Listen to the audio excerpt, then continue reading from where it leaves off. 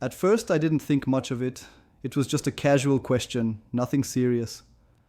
We were sitting at the kitchen table after dinner. She was scrolling through her phone, barely glancing at me. I asked, "Your birthday's next week. What do you want this year?" She didn't even look up, just smirked slightly and said, "You disappear." No laughter, no joke, no explanation.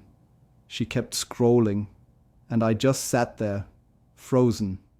I remember every detail: the wine glass on the table, the hum of the dishwasher, her half smile. It wasn't a throwaway comment.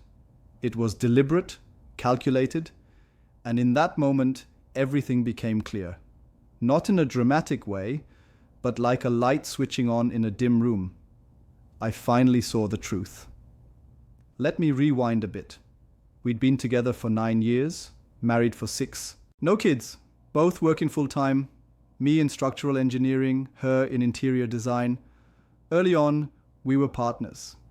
She respected me. I admired her. We had goals, laughed often, and built a life together. But slowly, something changed. It began with sarcasm, her cutting me off, rolling her eyes when I spoke. She'd joke in front of friends, "Don't ask him to pick a restaurant. He still can't boil water." Everyone laughed. I smiled, but it chipped away at me. Then came the coldness. No intimacy unless she initiated. Hugs rare, kisses perfunctory. She stopped saying, "I love you" first. When I brought it up, she dismissed me. "You're too sensitive. Marriage isn't always romantic." So I stopped mentioning it. Why did I stay? Because I loved her. I'm not ashamed of that. I believed in vows, in weathering storms. But eventually, I realized I was the only one trying. She stopped asking about my day, started going out more, coming home late, smelling of cocktails and perfume. She'd drop her purse, kick off her shoes, and go to bed without a word. I'd lie awake, wondering when I became invisible in my own home. Then came the birthday comment. "You disappear?" 4 syllables, spoken casually like ordering coffee. But they carried the weight of everything. They told me exactly where I stood, not as her partner, not as someone she loved, but as a burden.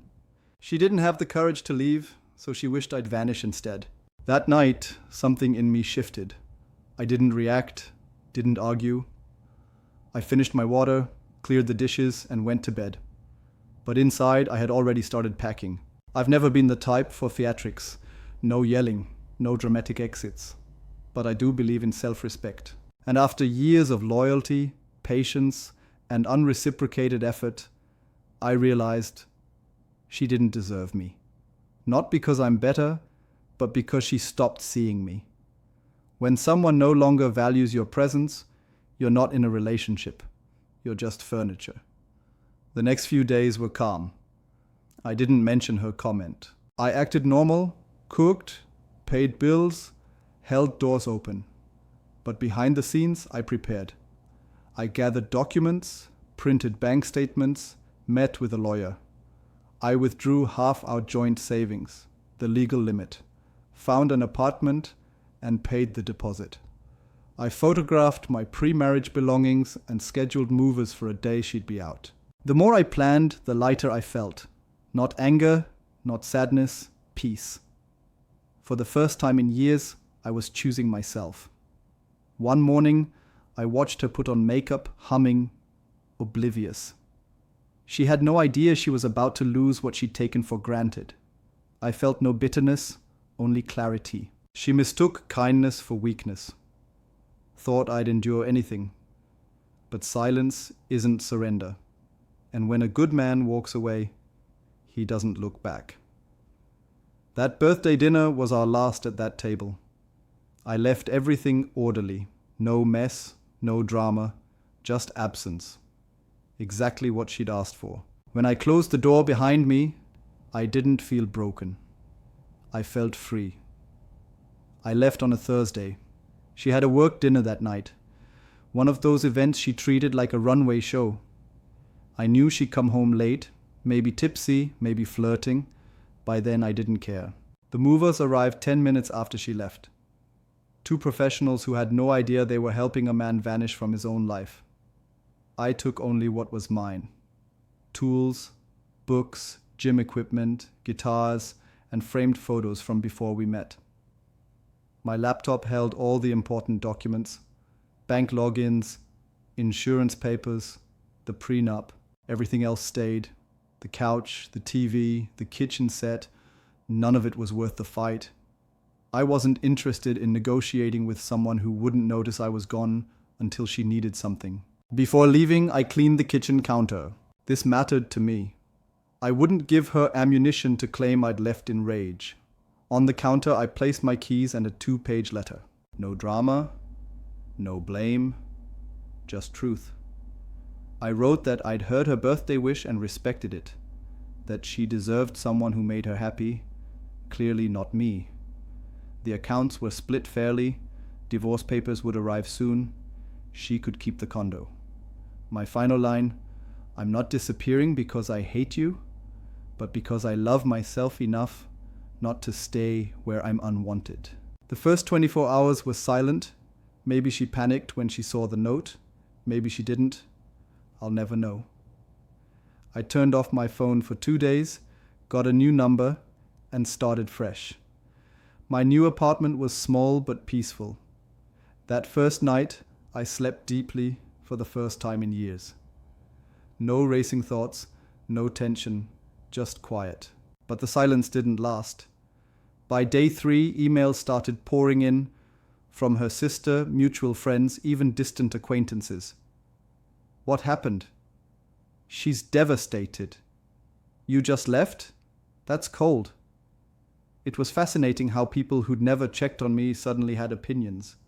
They'd never seen the eye rolls, the sarcasm, the slow erosion of my place in her life. One of her friends messaged, "She's crying every night. She didn't mean it." My reply was simple. For 2 years I tried talking. For 2 years I got sarcasm. She made a wish. I granted it. What really bothered people wasn't that I left, but how I left, calmly, without begging or theatrics. Society expects men to explode, to fight, to make scenes. Quiet dignity confuses them. The real cruelty isn't in leaving. It's staying where you're tolerated but not wanted, where your love feels like an inconvenience. That's not marriage. It's captivity. I never badmouthed her, never sought revenge. My absence was statement enough. For someone who thrived on passive control, nothing is louder than silence. A week later, her lawyer contacted mine. No children, no shared business, just paperwork.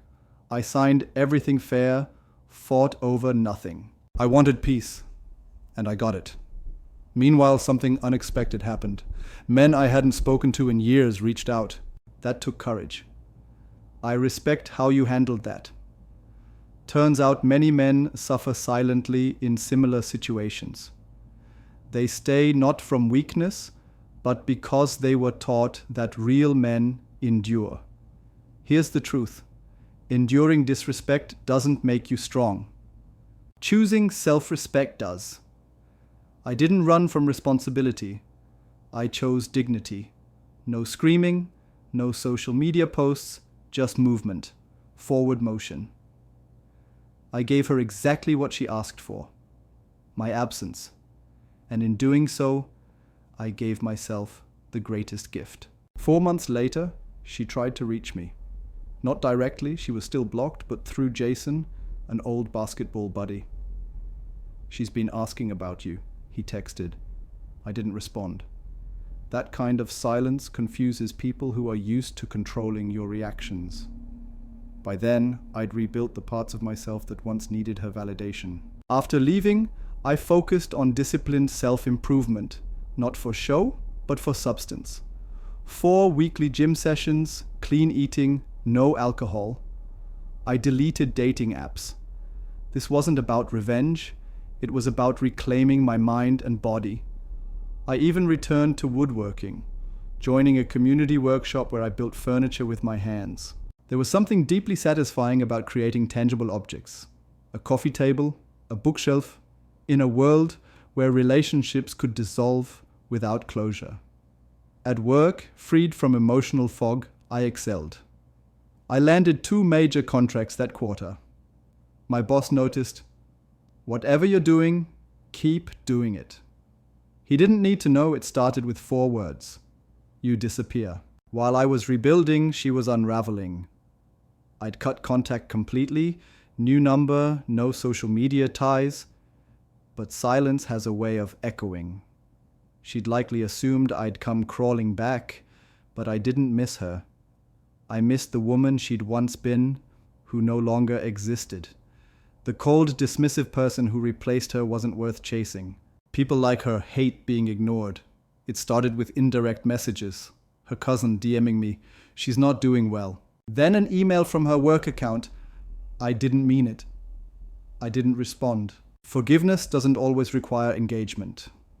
Sometimes it's about moving forward while letting the lesson stand. The real shock came 6 months in. I was walking home from the gym when I saw her near my regular cafe, the same spot where we'd shared Saturday mornings in better days. She looked thinner, tired. When she noticed me, she forced a hopeful smile and hurried over. "Hey," she said softly. As I removed one earbud, the floodgates opened. How much she missed me, her therapy sessions, how she never thought I'd actually leave. Then the kicker. "You used to fight for us." I nodded. "I did," I said.